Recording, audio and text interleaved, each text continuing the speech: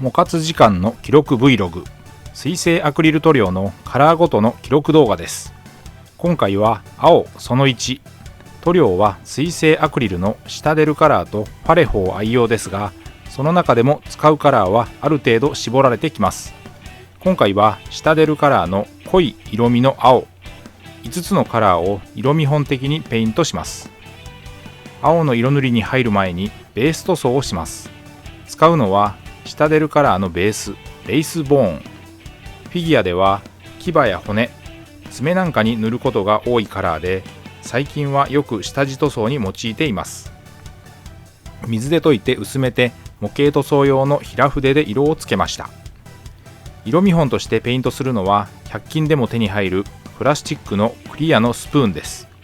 あらかじめ塗装下地としてマットな質感にしてのりが良くするようにミスタースーパークリア艶消しを吹き付けてあります。両面にペイントをしていきます。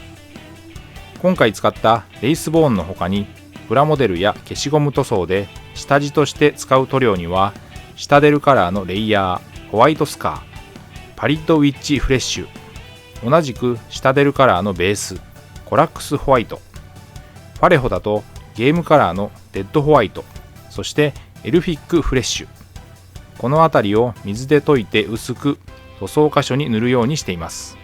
下地塗装はその後の色分けがスムーズに進むための前準備、効率が良くなるので一手間ですが欠かせません。5つのスプーンの塗装箇所にベースが塗り終わったら完全乾燥、そして青を塗っていきます。まずはシタデルカラーのベースマクラーグブルーです。シタデルの標準的な青カラーでもあるこの塗料、登場シーンは結構多いです。粘性が高く隠蔽力の強いカラー。ただ面を塗るときには薄く塗って重ね塗りを考慮した方が仕上がりは良くなるかもしれません。2色目は同じシタデルカラーで、こちらも比較的隠蔽力は強めの濃い青色ベースザ・ファングです。この後登場するものも含め、いわゆる紺、藍色に近いカラーは3種類使い分けています。その中では最も使っている頻度も高い少しだけ明るみのあるカラー。青ということでいくと、ここで挙げたベースのカラーありきで陰影をつけ質感を高めるにあたって、シェードカラードラケンホフナイトシェードやコントラストグリフチャージャーグレイという液体系の塗料をよく使います。青は特に今回のような濃い色味のカラーだと、あまり下地を気にして塗装するまでもない隠蔽力を持っていることが多いのですが、次の動画でまとめるライト系のカラーだと隠蔽力が心もとない場合もあるので、下地や塗装の仕方で気を使うことも多くなってきます。3色目はインキュビダークネス。少し特徴的な濃い青です。今回の5色の中では一番ムラになりやすい塗料だったかもしれません。シタデルカラーのベース種は顔料の濃度が高くて下地として最適と言われている塗料です。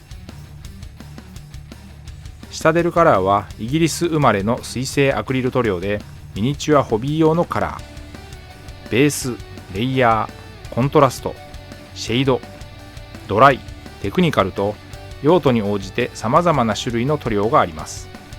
粘性が高く隠蔽力の強いカラーが多いので、下地の色を気にせずに塗装ができます。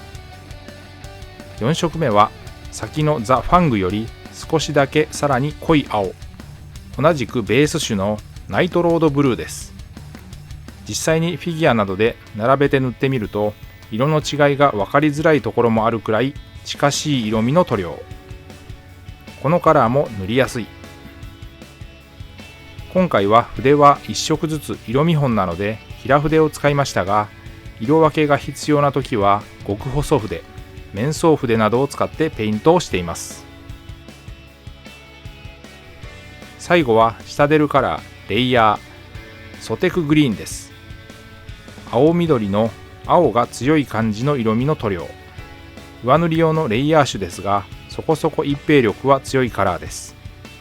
本来レイヤーはハイライトを鮮明にするために配合され、下地塗りと陰影の上に重ねることで色を作り上げて細部を際立たせる役割を果たします。ということで塗装完了。乾燥させた状態で5色比較です。最初に塗ったシタデルのマクラーグブルー。標準的な青としてはこれと動画2で使うカレドールスカイの2色が多様です。2色目のザ・ファング。紺色、藍色のカラーとしてはよく使っている塗料。粘性も高く扱いやすいカラーです。こちらはインキュビダークネス。グリーン寄りのダークグレーという表現でも示される色味。ちょっと独特な感じがします。4色目のナイトロードブルー。こうして見ると濃いカラーです。今回の5色の中でも最も。最後がソテクグリーン。青緑の青寄りのカラー。緑のパートで使ったジェイドグリーンは緑寄り。どちらかを選んで使っている感じです。ということで、水性アクリル塗料のカラーごと色見本の記録。今回は青その1、濃い色味のブルー、シタデルカラーの5色をペイントしました。ご視聴ありがとうございました。次回の動画をお楽しみに。チャンネル登録、高評価、引き続きの応援のほどよろしくお願いします。